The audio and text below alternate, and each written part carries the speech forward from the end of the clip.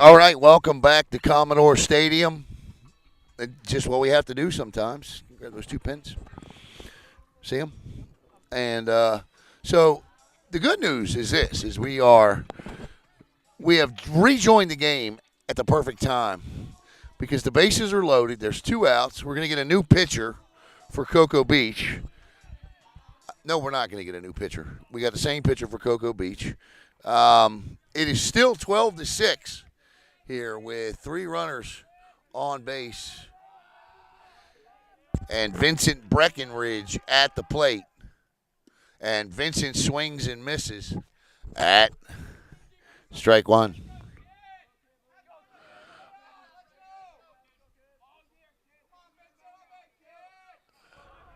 So there we go. I think at least we could bring you the end of the game. Poor Grayley, I feel bad for her and her dad, Mark.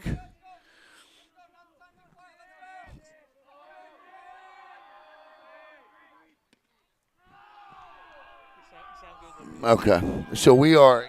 Let me just see what Game Changer is saying here.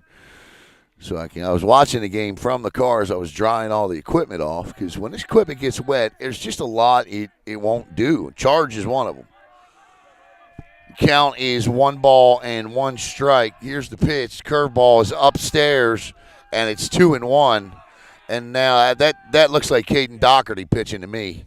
So Caden Doherty on the bump for Cocoa Beach. 12-6, 2 balls and a strike now to Breckenridge. Everywhere you look is a Commodore. They're down by 6. The pitch, and he throws straight gas. And it's now deuces wild, 2 balls, 2 strikes, and 2 outs here. But we don't give up, do we? We don't give up. We got it all done, and I'm glad we were able to come back and at least show you the last 2 1/3 innings. The pitch, Chopper is going to come over. Nice backhand.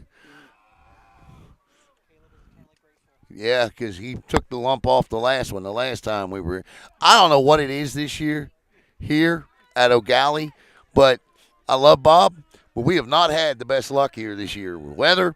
We've not had the best luck with foul balls, with technical difficulties. Doherty on his way to Breckenridge. Swing and a miss, and he gets him.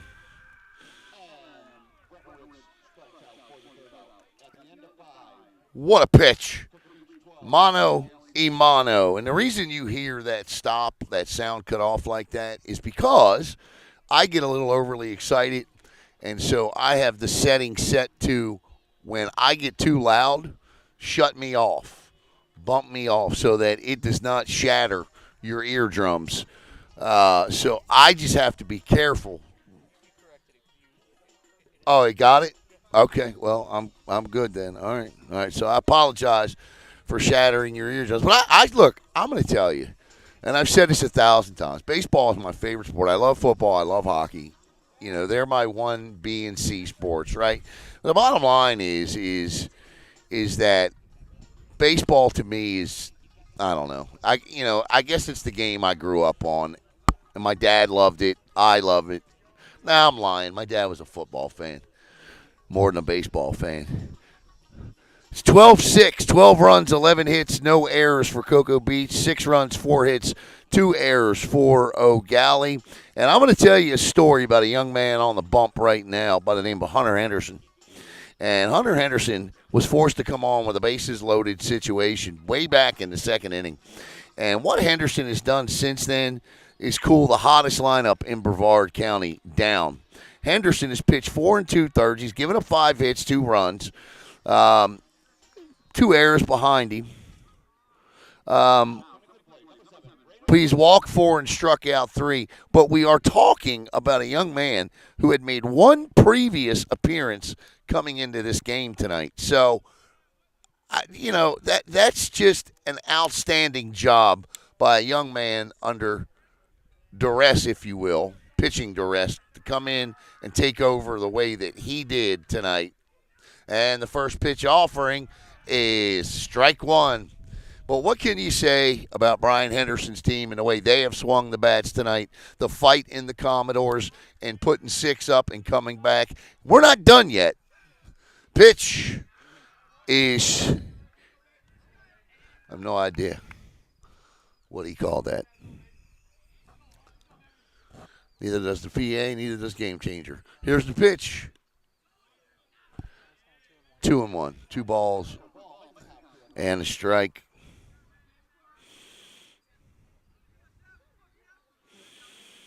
Brendan Wyman is up tonight. Wyman is 1 for 3 with a run scored and an RBI and a strikeout. The pitch, shot, and that's going to scooch up the middle, and that's a leadoff single for Cocoa Beach. Hayden Wilson steps up. We're back to the top of the order again. Hayden Wilson tonight, he's 2 for 4, 2 runs scored and an RBI. He also has a strikeout.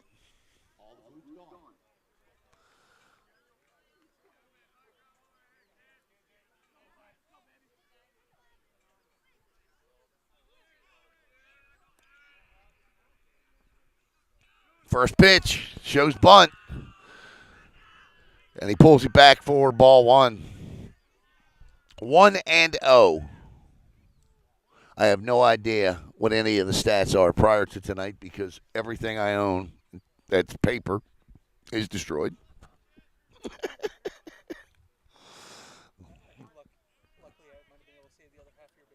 Well, I love that baseball book. Thanks to Graley and Mark Graley and Graley. Or Mark Cogden and Graley Cogden, I should say, because they are the ones. I've always been looking for the perfect scorebook. That thing is the perfect scorebook. And I think that's the thing that may have upset me the most tonight, because if you couldn't tell I was frustrated at the end of when we cut it off, well, you just don't know me. As Ryan Houston comes to the bump. Houston with a conversation with Hunter Henderson. And Hunter tonight, like I said, but you just couldn't ask for more from him tonight. You just couldn't do it. And he has delivered and maybe earned him an opportunity in the mind of Bobby Collins as the district championships approach. Speaking of approach, we are approaching 2 hours and 18 minutes of just 5 innings. So a lot of that due to the fact that this game, both times tonight, before we got to the end of the second inning, if you keep scoring baseball, both teams had gone through the order twice. They had done it, and that's the reason that we're just in the 5th inning, 2 hours and 18 minutes into this game.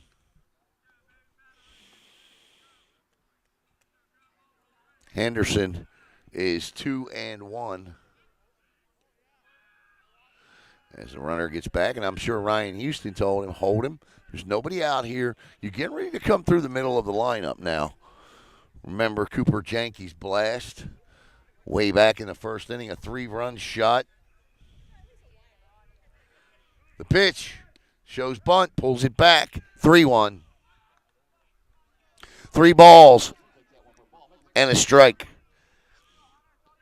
So if by some reason Cocoa Beach could score 4 runs this inning, they'd have to hold the Commodores scoreless to end it in the bottom of the 6th. But I have a feeling we're going 7. And it wouldn't shock me if Eau Gallie came all the way back and we won 14 tonight. That's just the type of night it's been. Henderson kicks, turns, fires, and that, ladies and gentlemen, is what they call the perfect pitch. 3-2 on 3-1. Wilson, Garrett Harper, and Caden Doherty on deck, followed by Ramsey, Kress, and Janke.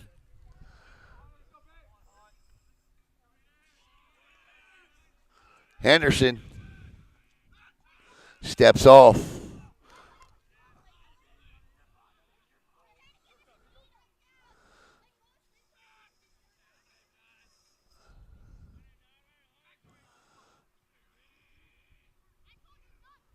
In the dirt, swing and a miss. They won't get the strikeout throw out.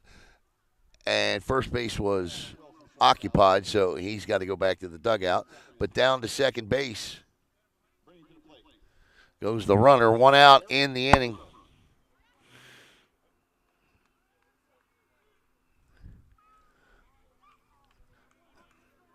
As Garrett Harper steps in, the freshman, he had difficulty tonight on the bump. He started the game and just could not find the strike zone. 6 walks, I believe, he issued tonight. We're going to go through that in the next half inning. I'm going to take you through the entire game, statistically speaking, as well. First pitch offering is low for a ball.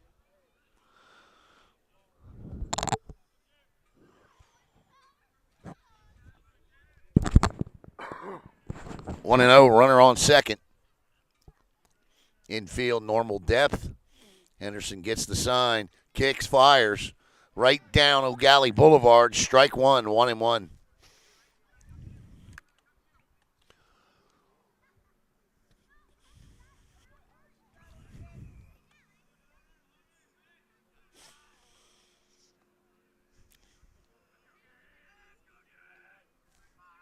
The 1-1 is fouled off and into K.J. Jones' thigh. Home plate umpire will take a minute to walk out to Hunter Hess and personally deliver him the baseball, giving K.J. just a couple of more minutes of rehabilitation time behind the plate. Where he got hit with that ball, no man wants to get hit. Good thing K.J. is okay. And Hunter Hess back up on the mound, and we're ready for the 1-2 offering.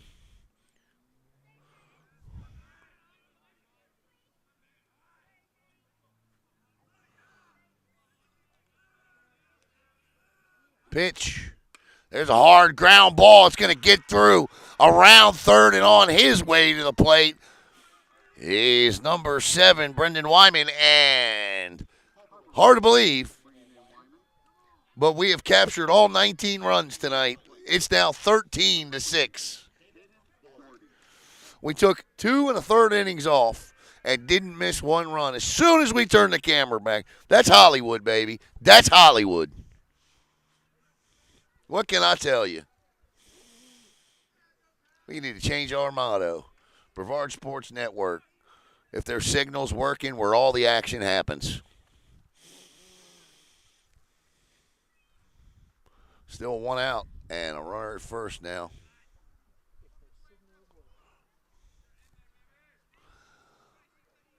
I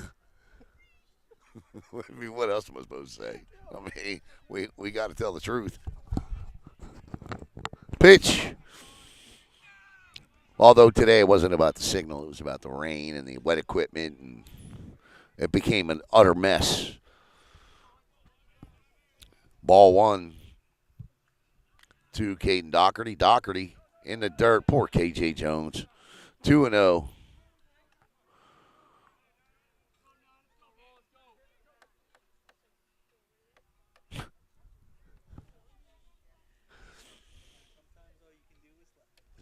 You got to laugh to keep from crying.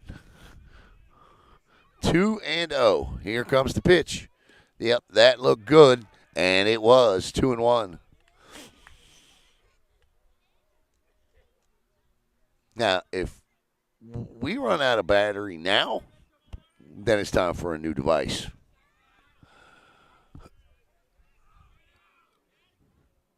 Popped up and out of play. That hit a car. Was not ours. Did you hear it? Oh, and no. Hopefully he run. I think it was a truck behind me. Yeah, it wasn't ours. Yeah, yeah. 2 balls, 2 strikes. Steps off, throws over. Back in time. It is a smooth move. I feel bad for poor Grayley because it was her inning coming up. Her next 2-3 innings coming up. 13-6. Coach looks over at to see if we're back on. We are. I don't want to be the guy to tell him that I'm his good luck charm.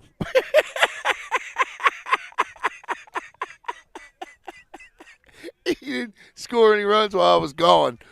I come back, puts one on the board. Hunter, to Caden. Fouled straight back, and we'll go 3-2. 3 balls, 2 strikes. 1 out here. Hunter Henderson with just a stellar job tonight on the bump for Bob Collins and Ryan Houston. This young man has come on and done the job. See if he can get out of this. Nope. I think he's squeezing them a little bit too much tonight. Home plate umpire's a great umpire. I just think his zone's a little too small tonight.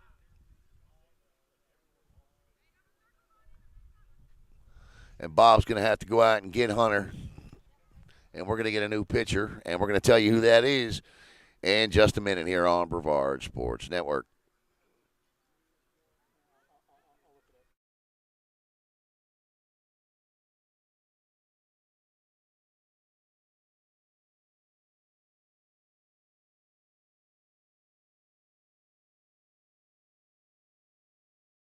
Hi, I'm Christy Lindback with Company, your East Coast real estate expert.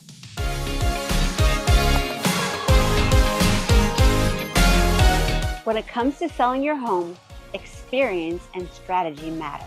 My team and I make sure every detail is handled, so you get top dollar and a stress-free experience. We bring in professional stagers, high-end photographers, and cinematic videographers to showcase your home at its best.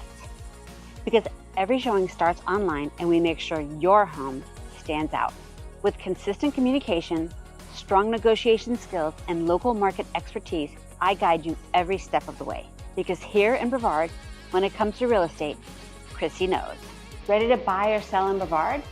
Visit Chrissy Knows, and let's get started.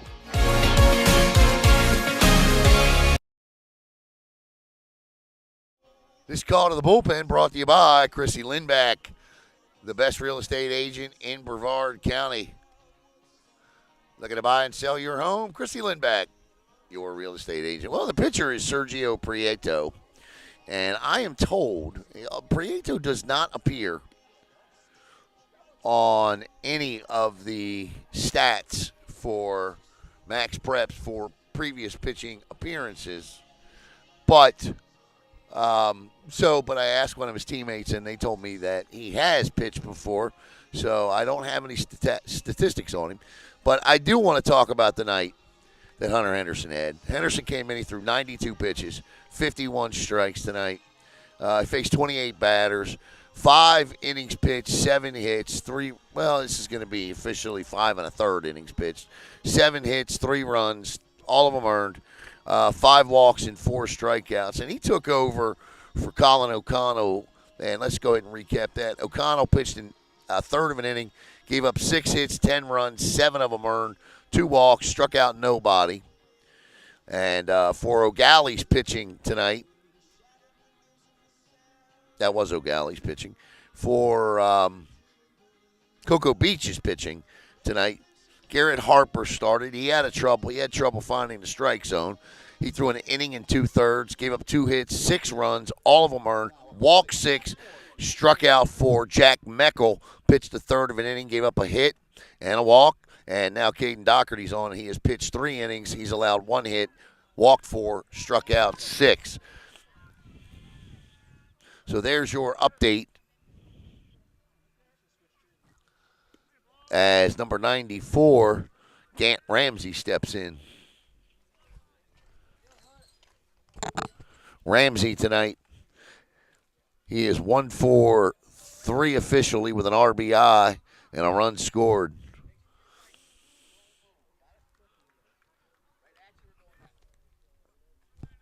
Count to Gant is 0-1. 2 outs, or 1 out, I should say. I just told you 1 out. Listen to yourself, Alan. Pitch outside and low, and 1-1.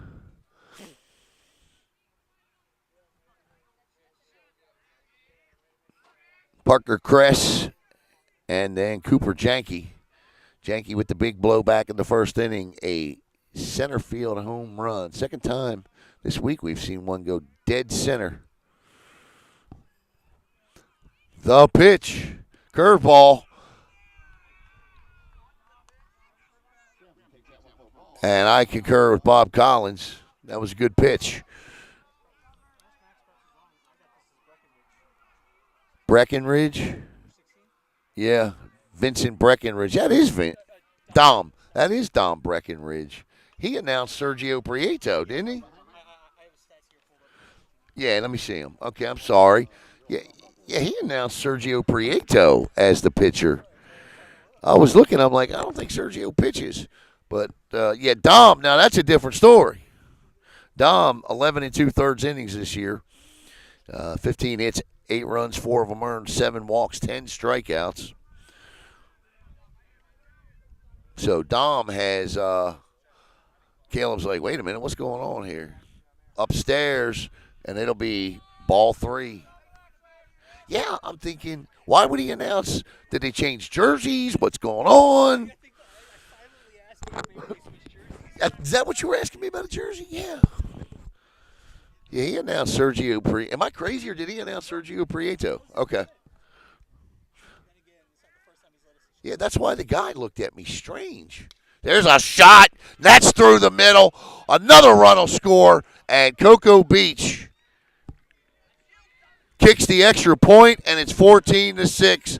And now a poor fielding decision will give Cocoa Beach runners at second and third with 1 out. So Eau Gallie trailing by a touchdown and 2-point conversion here. It's 14-6. That was a shot, too. It was another RBI.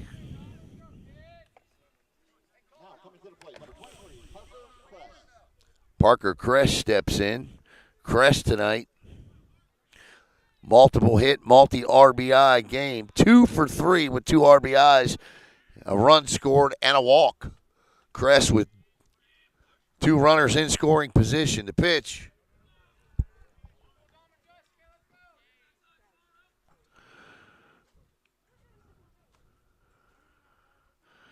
Gant Ramsey with his 3rd RBI, or 2nd RBI of the game, and his 19th of the season.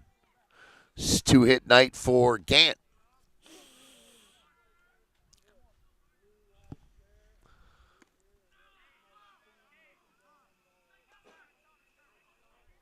Timeout as KJ Jones wants to go out and have a conversation with Dom Breckenridge. Yeah. Bubba's dad had me all screwed up.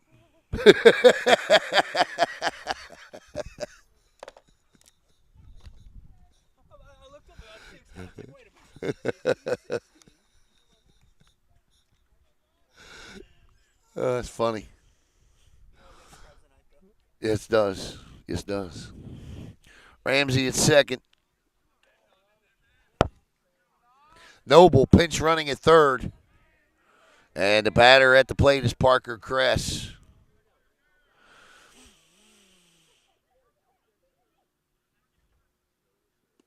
Mr. Hagan does a terrific job up there on the PA. 3-0 now. Guess they took the strike off the board. And we're going to get even more activity in the Eau Gallie bullpen.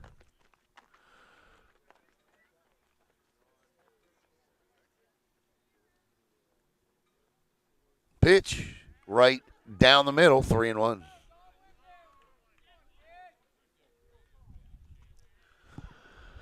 Three balls and 1 strike. 4th quarter. Cocoa Beach up 14-6. In the dirt, ball 4, bases loaded.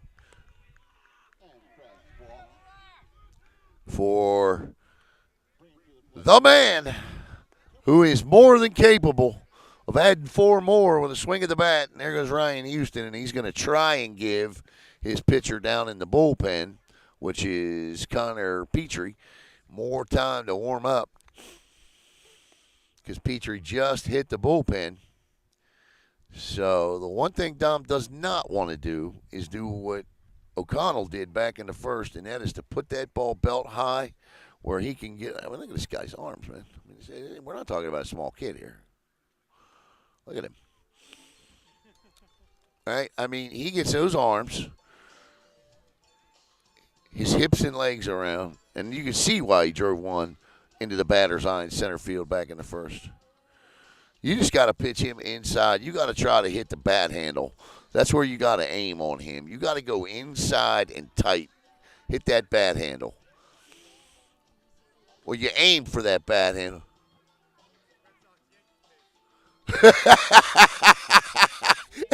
hey, we're not even. Yeah, that's a good one. Coach just said length of a Red Sox Yankee game back in the day. Ain't that the truth? Those Red Sox Yankee games, well, they used to be 4 or 5 hour games. And he would know. He was in them. He was there in 03. Yeah. Timmy Wakefield. I hate to say it.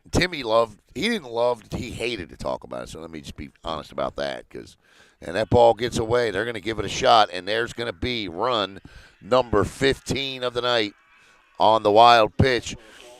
Tim Wakefield and his daughter played travel volleyball for Beachway Volleyball Club. I got a rare opportunity for a bunch of tournaments. Him and Coach DeMarcus Manyfield and I would sit, and we would talk sports for hours after the girls were done playing on Saturdays. And we would just sit in a hotel lobby or a hotel adult area and having a few adult Pepsis and just talk. And, when you got to know Tim, you could ask him about things like that, right? Because you just don't walk up to somebody and go, hey, man, what was it like to give up the series-losing home run in Game 7 of the 2003 ALCS? You don't ask that question. But, right, the current manager, so when you finally have had enough adult Pepsis and got to know him, you ask that question. I'll tell you what his answer was, or what he told me anyway.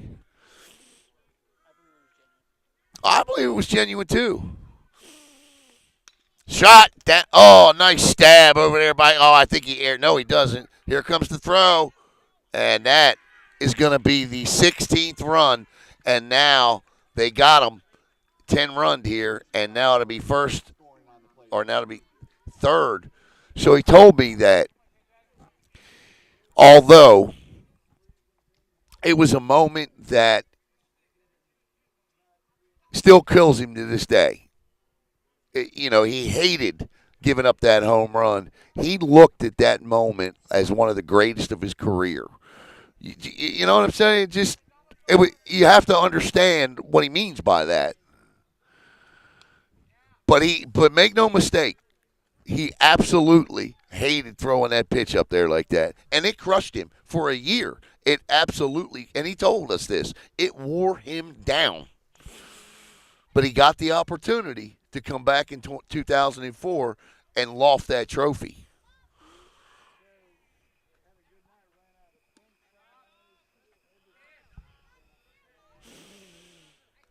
And I'll tell you another moment of his career that he absolutely loved to talk about, and that was when he was converted with the Pirates from a first baseman to a pitcher. Because they point blank told him, Tim, upstairs, unless you learn to pitch, your MLB career is over. And, he famously talks about how and who taught him the knuckleball. And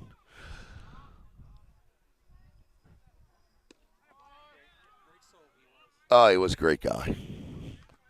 Never forget when we were in Atlanta for a volleyball tournament. We went to me, him, and Coach Mark DeMarcus went to the College Football Hall of Fame. Man, what a great time we had there. 2 balls, 2 strikes, 2 outs. Deuce is wild. Pitch